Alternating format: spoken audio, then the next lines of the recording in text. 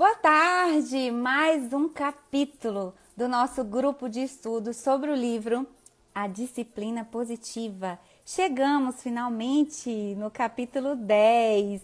Faltam 2 capítulos para a gente encerrar esse livro maravilhoso. E o capítulo de hoje, preste atenção no título: Como a sua personalidade afeta a deles.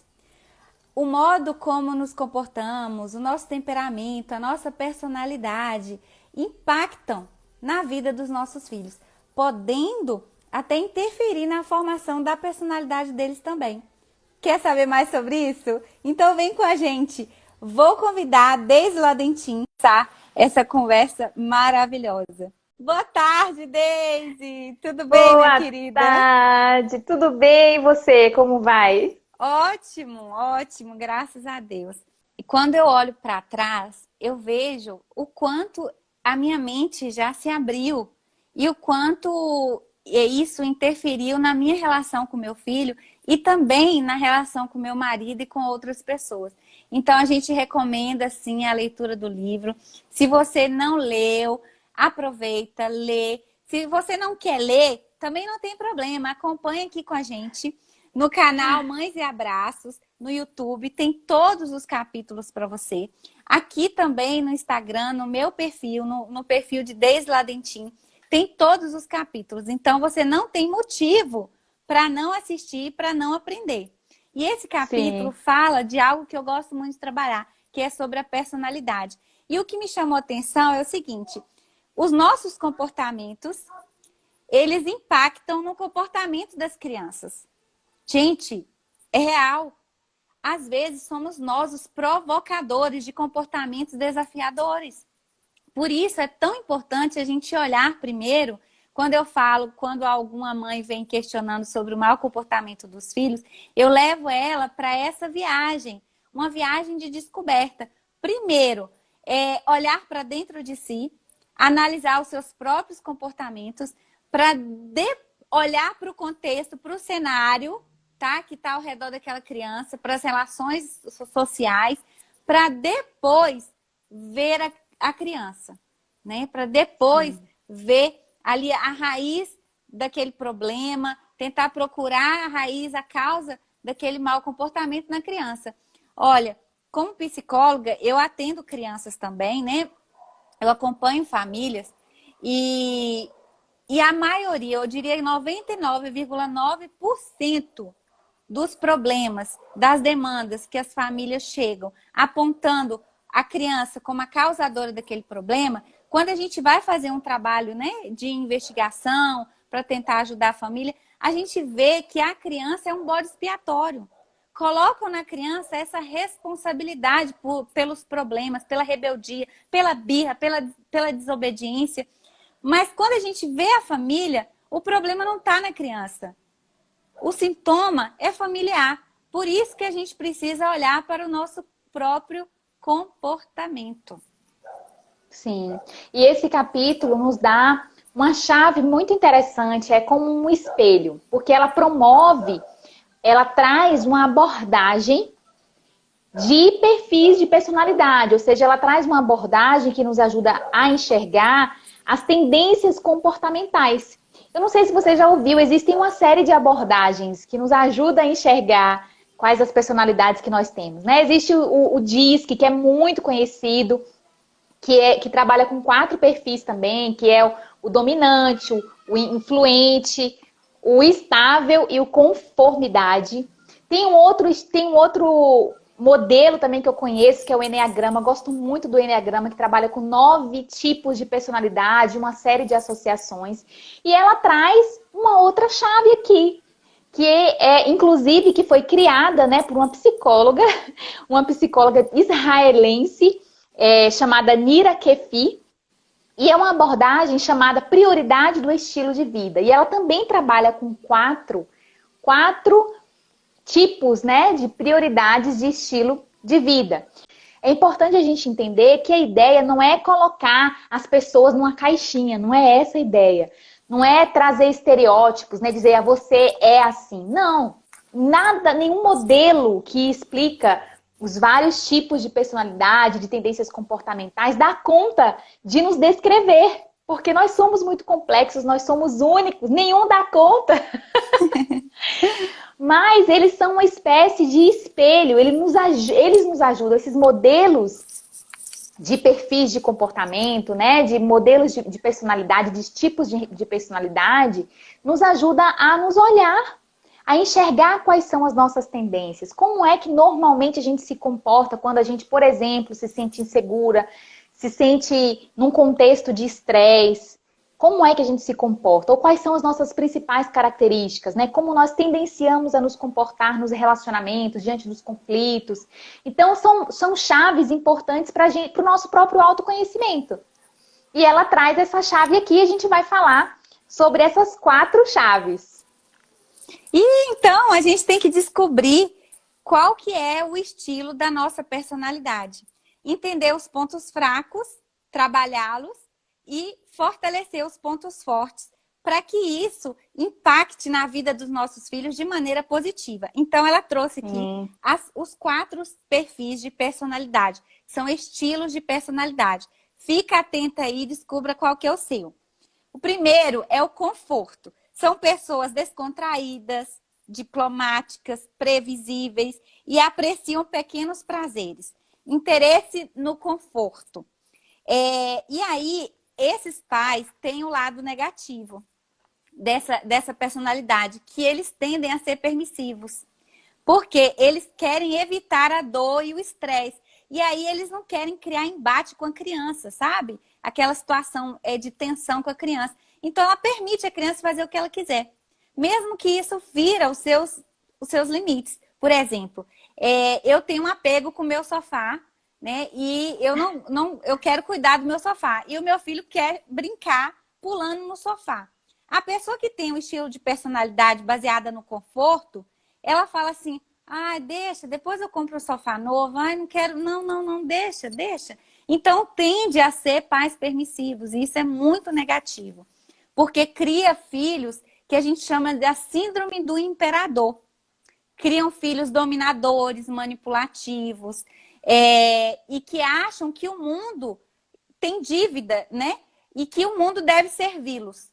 Então, é uma criação tão prejudicial quanto a criação rígida e autoritária. Eu diria que é até mais prejudicial, sabia? Porque a permissividade não coloca margem, não coloca limite. Nem na criança e nem o próprio adulto estabelece esses próprios limites para a criança. Porque em toda relação... E não ajuda, né, Kaline, a criança a lidar com frustrações, com os desafios da vida, porque por mais que o contexto seja favorável, que haja recursos, né, as frustrações, elas fazem parte da vida, as perdas, elas fazem parte da vida. Os desafios, independente do contexto, eles existem e a gente precisa treinar os nossos filhos para lidar com eles. Então, por isso que é importante também, né, estabelecer os limites, dizer não, como você estava comentando aí. Ô, Deise, eu gosto muito da teoria do apego. Eu sou aquela mãe que mima, que beija, que abraça, coloca no colo, sabe? Aquela mãezona. Eu sou assim, eu sou bem dengosa mesmo com o Tomás.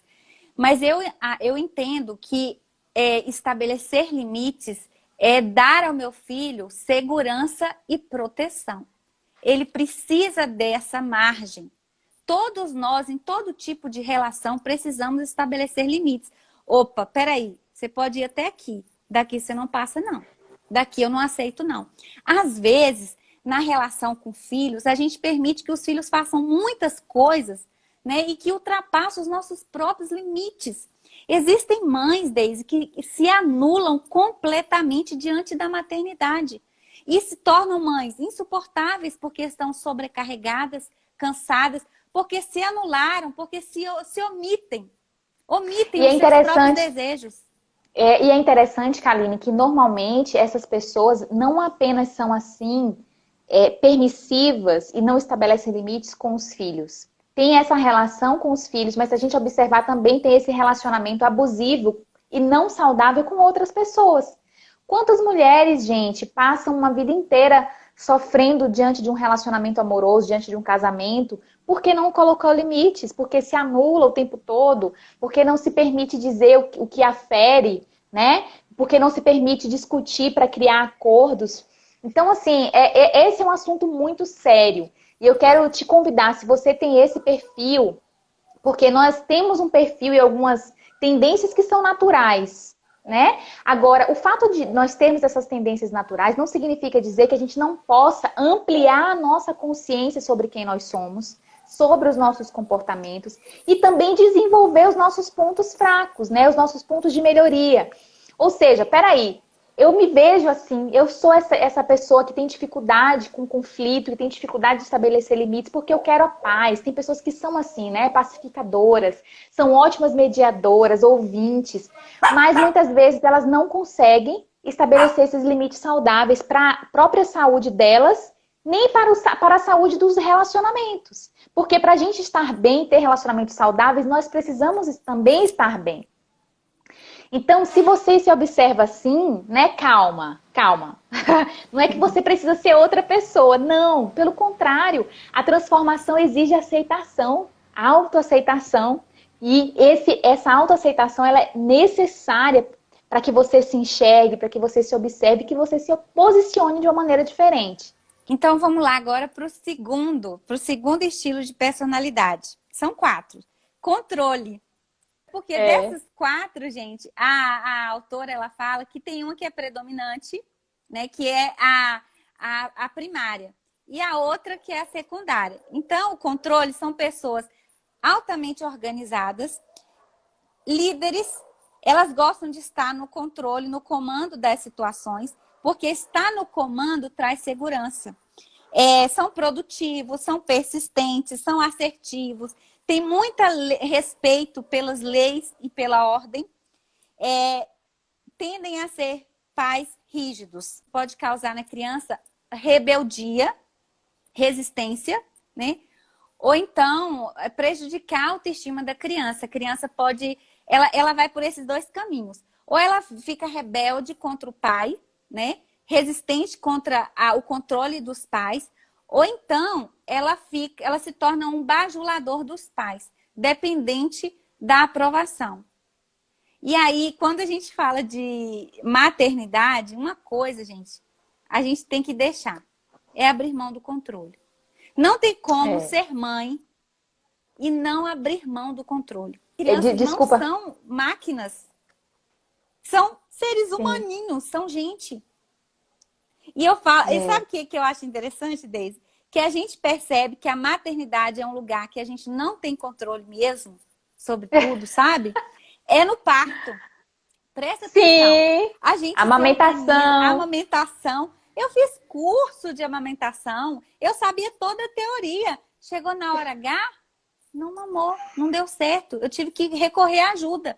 Então, o parto. Tem mães que desejam parto natural, faz tudo. E toda a preparação, tudo maravilhoso, mas chega na hora o seu filho escolhe uma outra via de parto e ele precisa nascer cesariana, e aí? Né? Ou ao contrário, você deseja que é cesáreo, prepara, agenda com o médico e de repente o médico fala, olha, falta 2 centímetros aí, não tem como cesáreo não, ele já está no canal. Então ali a gente percebe que a gente tem que abrir mão do controle, porque senão a gente vai ficar louca. Para uma maternidade leve e mais saudável, a gente vai precisar abrir mão de muito do controle. E aí, antes da gente passar para a terceira, ela fala o seguinte, que a primeira, né, a prioridade de vida primária é aquela que como a gente age, como a gente se comporta diante de situações estressantes, ou quando a gente se sente insegura.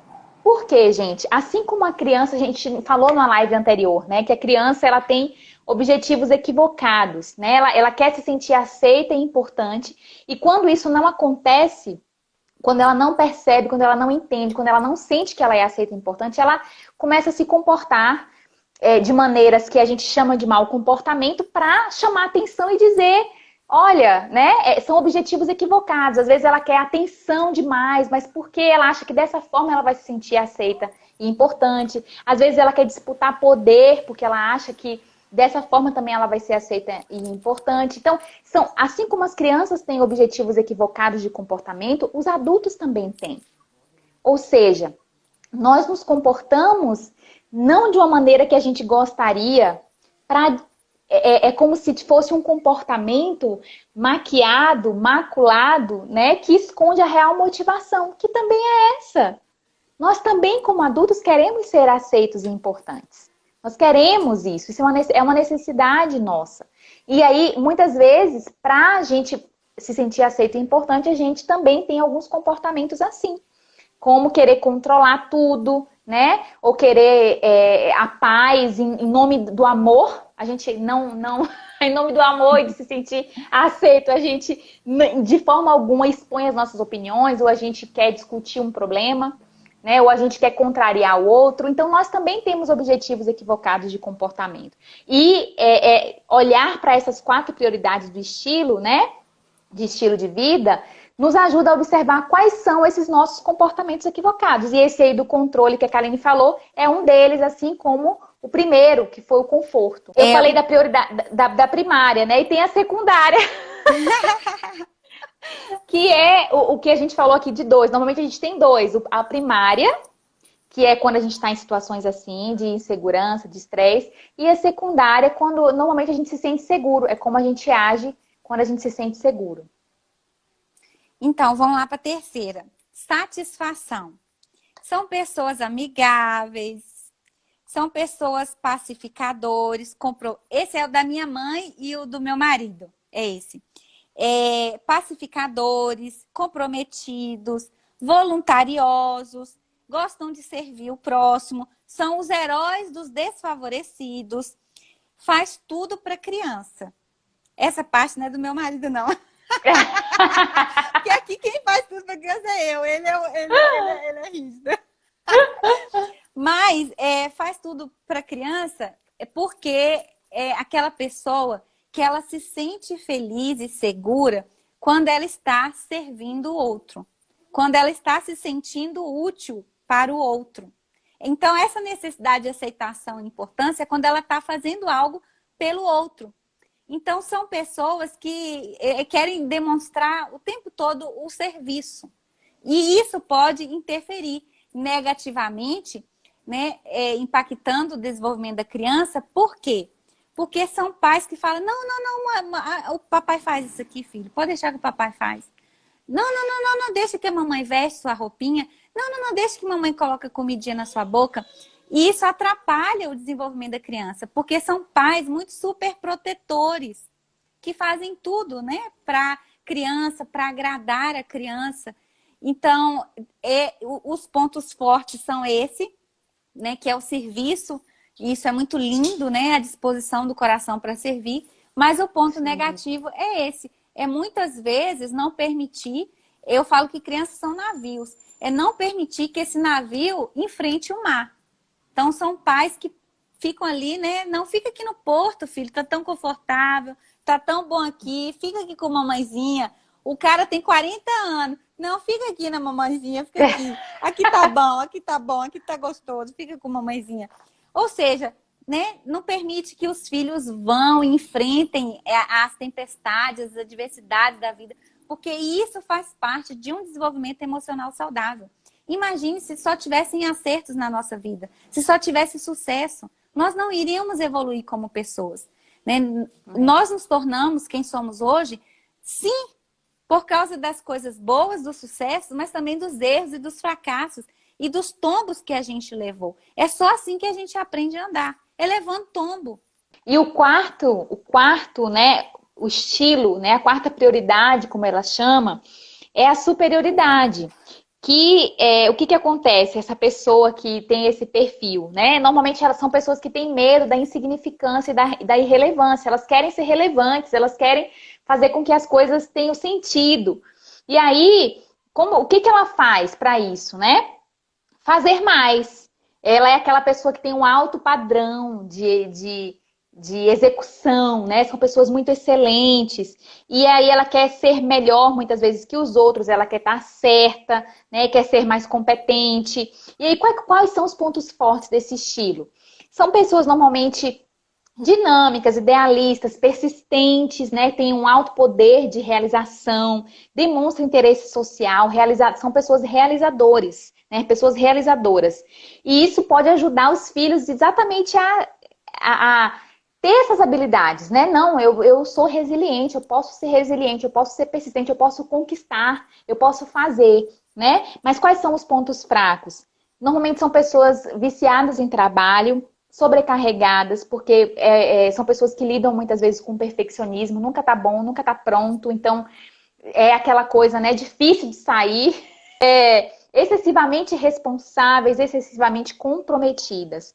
E aí, a dificuldade em relação aos filhos é que muitas vezes isso pode criar nos filhos um sentimento de inadequação. Né? Nunca pode ser que o que a criança faça nunca esteja bom o suficiente. A criança nunca é boa o suficiente, porque aquele padrão X não foi alcançado. Então, os pais que têm esse perfil precisam ter muito cuidado em relação a isso, né? E dialogar, usar as reuniões de família, que é uma das disciplinas, uma das ferramentas da disciplina positiva, né, que coloca sobre a mesa as pautas, os problemas para serem resolvidos em família, em conjunto, permite com que as pessoas abram o coração, sejam vulneráveis, né? Nós demonstramos a nossa vulnerabilidade de diversas formas e quando a gente faz isso num ambiente seguro que é a família e é acolhido e que todas as pessoas se importam e ajudam a trazer soluções, é maravilhoso, né? Isso fortalece os vínculos familiares, isso fortalece a autoestima.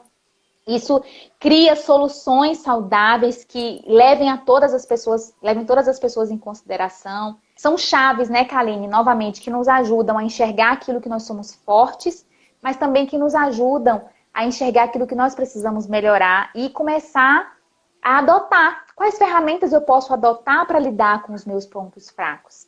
Para não gerar no meu filho o que eu não quero gerar. Nós não queremos, né, que os nossos filhos se sintam inadequados, ou que sejam capachos, bajuladores. É uma coisa que me chamou a atenção de superioridade, eu me enquadro na superioridade, né? É o perfil, é a personalidade que eu me enquadro. São pessoas muito perfeccionistas e que não curtem o processo. Elas não aproveitam o processo. São pessoas que gostam muito do trabalho e às vezes se tornam escravo do trabalho. Porque ela quer o resultado final. E ela coloca uma meta e ela quer alcançar aquela meta de qualquer maneira. E ela se esforça e ela faz de tudo para alcançar aquilo. E não aproveita, né, a jornada, o caminho, o processo, né? Até a meta, né? Ao resultado final. E isso também pode levar para as crianças, afetar a autoestima da criança. Porque a criança, ela se sente não suficiente, né? São pais muito perfeccionistas e exigem isso dos seus filhos, né? Que os seus filhos se comportem também da melhor maneira possível. Não permite o erro, não permite a criança ser criança. Aí são crianças que e elas pensam assim, se eu agir dessa maneira, eu vou gerar autoestima e autoconfiança no meu filho, para ele se tornar autossuficiente. Mas o que acontece é o contrário. Essa cobrança, essa exigência de perfeccionismo, isso afeta tanto a autoestima da criança que em vez dela se sentir autoconfiante, ela se sente inferior. Ela se sente não suficiente, não capaz. E aí acontece muito isso. Ela cita no livro que tinha um pai que ele era assim. E ele agia dessa maneira. E os filhos cresceram. E os filhos tiveram problemas de autoestima. E ele imaginou que os filhos seriam essa pessoa como ele era, sabe? Autossuficiente, que não se importava com rejeição, que quer conquistar, quer realizar. E os 3 filhos desenvolveram essa baixa autoestima. Os 3 foram impactados. Então, é o que você falou. Às vezes a gente tem um comportamento e imagina que a gente vai alcançar com aquele comportamento algo dos nossos filhos, né? E na verdade acontece o contrário. Então a gente tem que tomar muito cuidado. Eu acho que a aceitação, a autoconsciência, a gente tem que olhar para dentro, ver quais são os meus pontos fortes para eu fortalecer e esses pontos fracos melhorar, né? Corrigir para que a minha criança não seja impactada, que não desenvolvam, né? Personalidades não saudáveis, que tenham Sim. autoestima afetada e tudo mais. A nossa intenção, né? A gente está chegando aqui ao final da nossa live. A nossa intenção é ajudar você a desenvolver essa autoconsciência. E ao olhar para si, essa autoobservação, ela é constante, é um processo, né? A autoobservação, ela nos ajuda a nos aprimorar. Mas existe, deve existir na nossa vida enquanto a gente viver. Então, se você começar a desenvolver essa autoobservação, né? Essa capacidade, peraí, o que a maneira como eu falei, ou esse meu comportamento tem afetado a minha própria vida e a vida das pessoas, né, que me cercam? Como que tem afetado a vida dos meus filhos? Será que eu observo a minha tendência de querer controlar tudo, de que nada saia do eixo, né? Porque eu não quero que nada inesperado aconteça, porque isso... Então, começa a observar, né? Começa a colocar o espelho em você e também a observar os seus filhos. Pergunta como eles se sentem, né? Abre espaço para que eles também digam como eles se sentem. E assim eu tenho certeza que vocês poderão construir uma jornada mais leve, né? Mais autêntica, porque os filhos têm também a personalidade deles, né? O jeito deles. E aí a gente precisa também observar como que eles... Quais são as tendências comportamentais dos nossos filhos. Eles são extrovertidos, né? Eles são comunicadores, eles gostam da paz ou não gostam de forma alguma do conflito. Como que é? Né? Ao se olhar e ao levar em consideração aqui todas essas informações, você também vai poder ajudar a olhar para os seus filhos, né? Para as pessoas que estão ao seu redor e para vocês cada vez mais terem um relacionamento saudável. Para dizer assim, escolher o caminho mais fácil nem sempre torna a vida mais fácil. Esse caminho que a gente está propondo aqui, que a Diane Nelson está propondo, é um caminho árduo, né? É um caminho difícil, é um caminho trabalhoso. Né? Educar de maneira consciente e respeitosa dá muito mais trabalho do que educar com aquela disciplina tradicional e arcaica, né? Que é surra, rebatendo, de castigo, punitiva. Gente, dá muito mais trabalho. Exige muito mais de nós. Só que nem sempre escolher o caminho mais fácil vai tornar a nossa vida lá na frente mais fácil. E para finalizar, eu queria destacar aqui sobre os pais, né, que discordam da criação de filhos. Porque são duas pessoas, né, muito diferentes, casam e têm um filho que também é diferente deles dois. E às vezes não é só um, não. Tem dois, tem três. Como administrar, né, toda essa relação? Então, é bem desafiador. E aí, a gente tem que ver, os pais têm que se olhar, entender a sua personalidade, né? E se alinhar, né? Porque a criação de filho, acordos, a criação de filho, gente, é uma equipe. O pai e a mãe fazem parte de uma equipe, sabe? Uma equipe de trabalho. Então, se não houver esse alinhamento, esse ajustamento, não estou falando que tem que concordar com tudo, porque isso é impossível, são pessoas diferentes, né? Aqui em casa, por exemplo, meu marido, ele é mais rígido, ele é mais autoritário. E como homem, ele tem aquele negócio do machismo, que ele fala assim, tá dando colo demais para esse menino. Não, tem que andar para aprender, porque a vida não é fácil, a vida é dura. Sabe aquele negócio de homem, sabe? E aí, eu vou assim, né, falando às vezes, compartilhando com ele, amor, sabe aquela psicanalista que eu estava assistindo a live dela, aquela autora do livro de Educação Não Violenta, sabe qual que é a história que ela contou com os filhos dela? Que o menino tinha 7 anos e a professora disse tal coisa e o menino respondeu tal coisa. Aí eu vou mostrando que essa educação consciente traz resultados, muitos resultados e benefícios positivos a longo prazo. Então, eu estou, assim, convencendo ele, sabe? Convencendo. Sim. Às vezes, ele pega para bater no Tomás, né? Ele pega, assim, na hora da raiva, ele pega Tomás para bater no Tomás. Eu falo, calma, amor, calma, Ney, calma. Fica calmo, vai dar certo. Vamos resolver aqui, ó. Vamos nesse caminho aqui, calma. Eu falei com ele, eu estou falando com ele que eu não permito violência, que eu não aceito esse tipo de coisa aqui em casa, que eu não acho isso certo. Ele também, eu acho que assim, na hora ele fala que vai fazer, mas eu acho que ele não faz, não. porque ele vê que dá certo, sabe? Ele tá vendo o meu movimento aqui nas redes sociais, lendo os livros, e tudo que eu leio eu compartilho com ele. Olha, o conselho que eu dou aqui para as mães, por exemplo, que tem pais que discordam totalmente da sua criação, né? Como que você vai fazer? Não adianta, gente, o embate não vai resolver. Ficar lutando com seu marido, criticando ele, brigando com ele, não vai resolver. Porque ninguém muda ninguém. Por começar por aí. Você não vai mudar a forma de pensar do seu marido assim, da noite pro dia, né? Então é um caminho. Então você tem que ir com jeito, com muita sabedoria, com muita paciência, entendendo que ele vem de uma criação diferente da sua, entendendo que o mundo dele é diferente do seu. Mas a gente se conecta, né, no propósito, né, que é criar filhos emocionalmente saudável, de bom caráter. Então a gente conversa muito com isso. E, gente, vocês acham que eu sou boba? Eu não sou boba, é coisa nenhuma. Todo dia eu lanço uma sementinha. Todo dia eu jogo um negocinho, entendeu? Tem uma coisa que você falou na live passada que me marcou muito. Às vezes a gente fica julgando o outro e isso a gente faz, isso faz parte da nossa humanidade. Mas, às vezes o outro não concorda porque ele não leu os livros que você leu. Ele não assistiu os vídeos, não fez os cursos, não tem a mesma formação que você, não tem os mesmos contatos que você, as mesmas experiências. Só conhece um caminho. A maioria das pessoas só conhece um caminho. Acham que é só na base da porrada, né? Na base da punição, da rigidez. É só o caminho que ela conhece.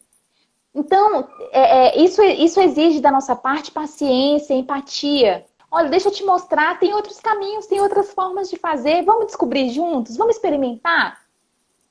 E isso vai fazendo com que esse acordo, essa unidade, né? Porque o que não dá é para a mãe fazer uma coisa, falar uma coisa e o pai outra. Porque imagina a confusão na cabeça da criança, gente. Então, os pais precisam conversar para que haja essa unidade que você comentou agora. Para a saúde de todo mundo, né? Porque muitas vezes os filhos, inclusive, são o motivo de muitas discussões e muitas brigas do casal. Mas aí precisa abrir o coração para conversar, né? E aí uma coisa, se você tiver no momento de muita raiva, que você não vai conseguir exercer o autocontrole, espera o momento certo. Essa também é uma ferramenta da disciplina positiva. Espera o momento certo para conversar, para resolver os problemas. Quando você estiver capaz, né? No sentido, porque nós somos humanos e quando a gente está muito enraivecido, o nosso cérebro, né? A nossa reação do cérebro primitivo, né? Do cérebro reptiliano, é o quê? É querer lutar ou fugir, né? Então, assim, mas se você se observa, olha a autoobservação aí de novo. Se você está observando que essa vai ser a sua reação, você quer partir para cima, você quer gritar, você quer, né? Ó, dá um passo para trás, respira, espera o momento certo. Eu tenho certeza que você vai colher frutos maravilhosos de esperar o momento certo e de focar em soluções. Focar em soluções, não nos problemas. É isso aí, eu queria agradecer todo mundo que está aqui participando com a gente. É uma honra ter vocês aqui, né? Em plena quinta-feira, 7 horas da noite. Um beijo no seu coração. E a gente volta semana que vem com o capítulo 11. Sim. Um beijo para você, Deise. Um beijo. Tchau, gente. Até a próxima. Até.